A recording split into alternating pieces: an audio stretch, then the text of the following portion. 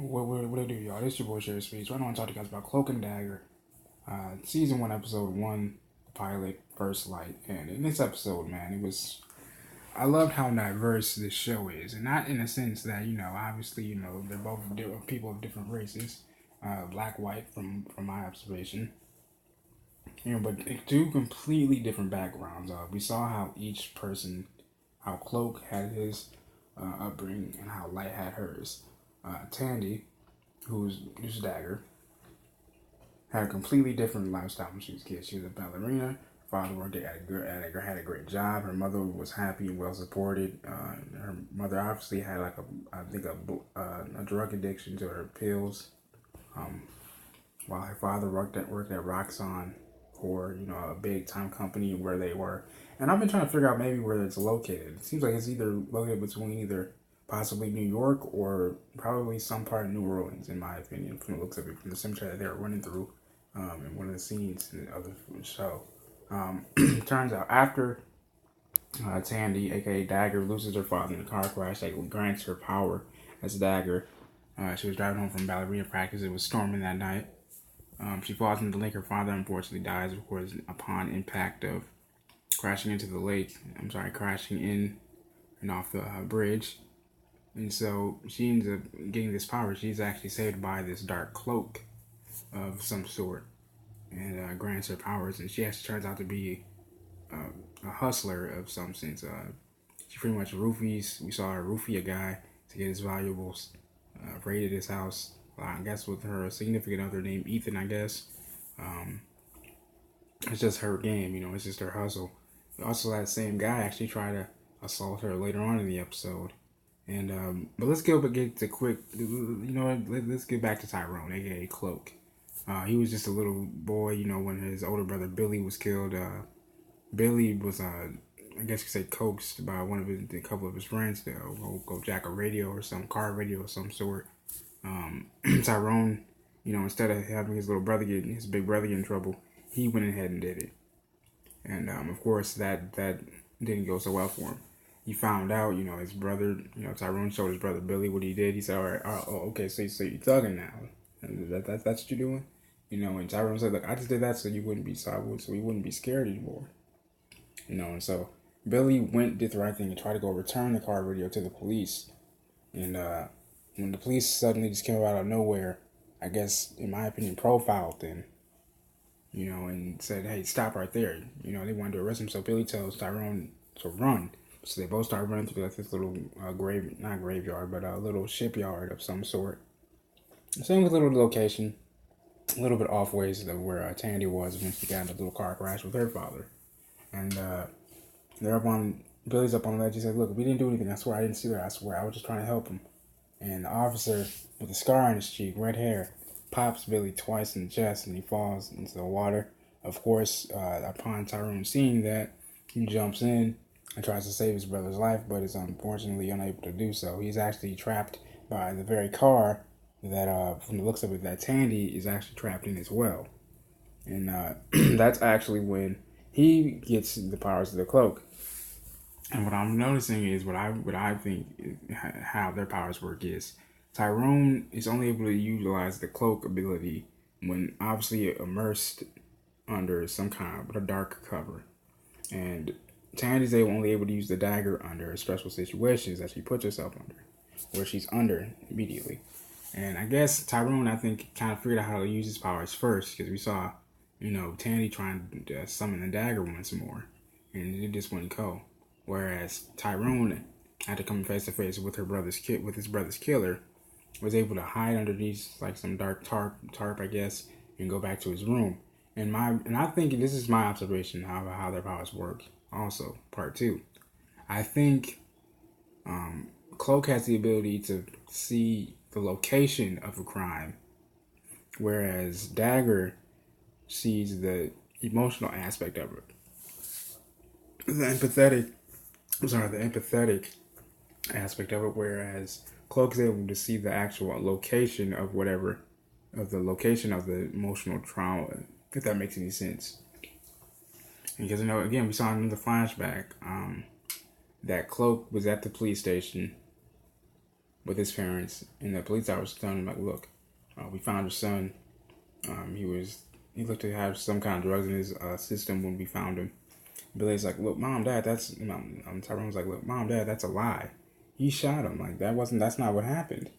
And the police officer, of course, being a condescending prick, undermining Tyrone's intelligence, says, look, son, I've been in this business 23 years, and we looked at the body, and it was too decomposed to even do any proficient evidence on it.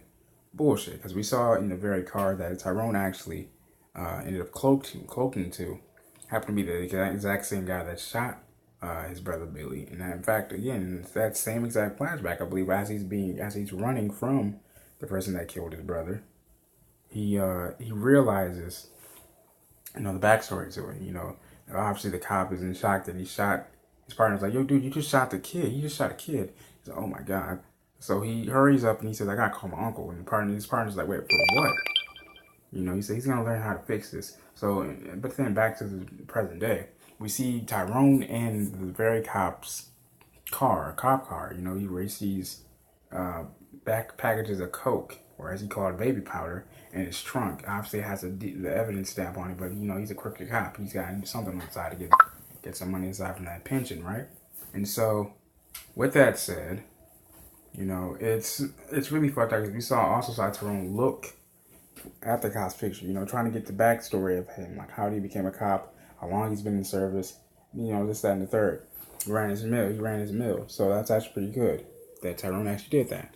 But then we also see, Tyrone's actually a little bit of a troubled kid. He plays on a basketball team, but he gets into fights. I think this might have been his second fight this season from the looks of it, but his team still went to state. And so this girl named Val, I guess, wanted to go to party with him. She really likes him. She invited him to a party.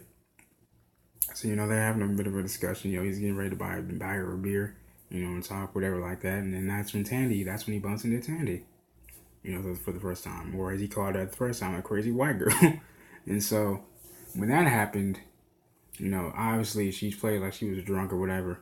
And she spilled something on his jacket, that was just to get his wallet. And she ended up swiping his wallet. And so he chases after her, trying to get his girl a drink at his date at the party that night. He says, hey, white girl, hey, blonde girl. So he chases after her. He tries to get his wallet back. And unfortunately, they weren't able to. So actually, when he grabbed Tandy's arm, they both flew back. And that's when they discovered their power, And in fact, Tandy was like, what did you do to me? He's like, I don't know. What did you do to me? Because he had that cloak coming out of his hand. And so with that being said, they definitely were both freaked out. I mean, who wouldn't be freaked out upon seeing, a white light come out of your hand and a black smoke of some sort come out of your hand? I mean, who wouldn't freak out?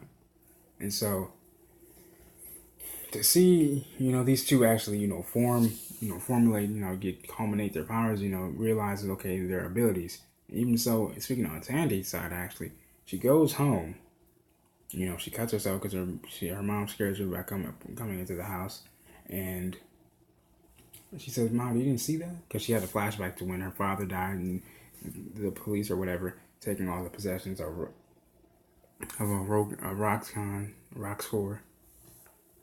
core. And we just see little Tandy sitting on the steps as her mother is like popping her pills and, being so afraid of what's going to happen now. They're going to, the father was like clearly the breadwinner, while her mother was nursing I guess you could say opiates from, I'm just going to guess, from an opiates addiction, obviously. And so clearly the father was a breadwinner and her mom struggled with a pill addiction. And so, and that must have been pretty rough for her, obviously, from the present surroundings. And so really, from the looks of it, looks like Tandy steals so in that way she can actually, I guess you could say, get, obtain her habit, keep her habit happy. Because, we saw her snorting crushed up pills, but then also I think that those could just be for her mother as well. Her mother seems to be an alcoholic, and,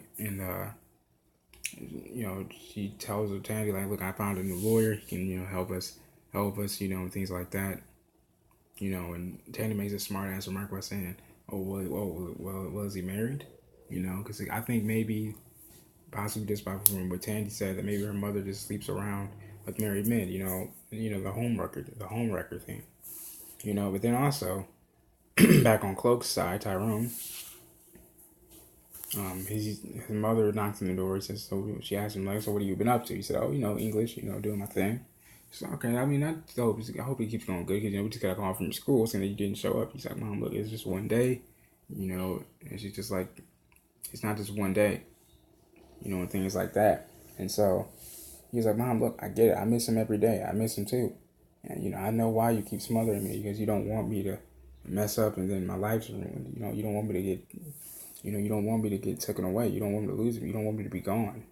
You don't want to lose me, And she said, Tyrone, even if you do right, you still have a chance of being taken away from me. So don't do this ever again. You feel me? He's like, yeah. And I can definitely relate to that, because, my mother was the same way. My mother was his mother. She really wanted us to always succeed at any cost. She always told us, her and my father would always tell us, like, we have a target on our back regardless. And to see that actually culminated, actually shown in the TV show was actually pretty nice. But I really like this episode. This is the first episode I really enjoyed it. This is your boy Speaks. Hope you guys enjoyed the video. Make sure you guys crash that like button, hit that bell notification, make sure you subscribe to the channel as well for more content like this and things like that. This is your boy Speaks, man. I love you guys. God bless.